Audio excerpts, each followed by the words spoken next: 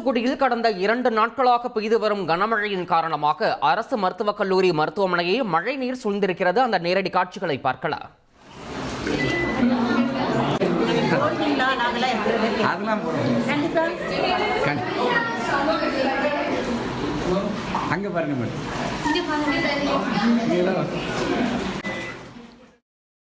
மேலும் இது குறித்த கூடுதல் விவரங்களை எமது செய்தியாளர் விஜயகாந்த் வழங்கிட கேட்கலாம். விஜயகாந்த், வணக்கம். தற்போது அந்த மருத்துவமனையில் மழை நீரானது எந்த அளவிற்கு சூழ்ந்திருக்கிறது?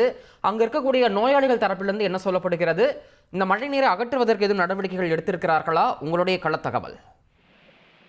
வணக்கம் சார். அதாவது தூத்துக்குடி மாவட்டத்தை பொறுத்தவரையில் கடந்த 2 தினங்களாகவே விட்டு விட்டு மழை பெய்து வந்தது. இந்த நிலையில் நேற்று இரவு முதலே தொடர்ச்சியாக மழை பெய்ததால் மாவட்டத்தின் பல்வேறு பகுதிகளில் தாழ்வான பகுதியில் மழைநீர் தேங்கி காணப்படுகிறது. குறிப்பாக மாநகர பகுதியை பொறுத்தவரையில் பாத்தீங்கன்னா இந்த தொடர் மழை காரணமாக பல தாழ்வான பகுதியில் மழைநீர் சூழ்ந்துதான் காணப்பட்டு வருகிறது. அதில் குறிப்பாக மாவட்ட, அதாவது தூத்துக்குடி அரசு மருத்துவக் மருத்துவமனையில் பல்வேறு இடங்கள், அதாவது அந்த மனநல பிரிவு மற்றும் குழந்தைகள் வார்டு உள்ளிட்ட பல்வேறு வார்டுகளில் மழைநீர் சூழ்ந்து காணப்பட்டதில் மேலும் அந்த வார்டுக்குள்ளேயும் தண்ணீர் பூந்துள்ளதால் நோயாளிகள் மிகவும் பாதிப்படைந்துள்ளனர். மேலும் இந்த மழைநீர் பூந்துள்ளதையும் பொருட்படுத்தாமல் மருத்துவர்கள் தங்கள் பணிகளை தொடர்ந்து செய்து வருகின்றனர்.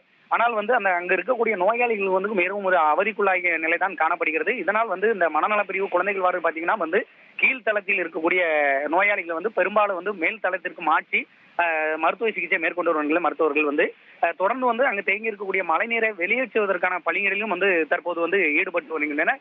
இதனால் இந்த நோயாளிகளின் வரத்து இந்த தொடர்மழை காரணமாக அந்த அரசு மருத்துவமனைக்கு வரக்கூடிய நோயாளிகளின் வரத்து மிகவும் குறைவாக காணப்படுகிறது. மேலும் அங்கு இருக்கக்கூடிய நோயாளிகளும் மிகவும் இந்த மழைநீர் காரணமாக பாதிப்படைந்துள்ளனர். தற்போது மாவட்ட நிர்வாகம் மற்றும் அந்த மாநகராட்சி நிர்வாகம் சார்பில் அங்கு இருக்கக்கூடிய மழைநீரை தேங்கி இருக்கக்கூடிய மழைநீரை வெளியேற்றுவதற்கான பணிகளில் தற்போது ஈடுபட்டு உள்ளனர். கள தகவல்களுக்கு நன்றி விஜய்.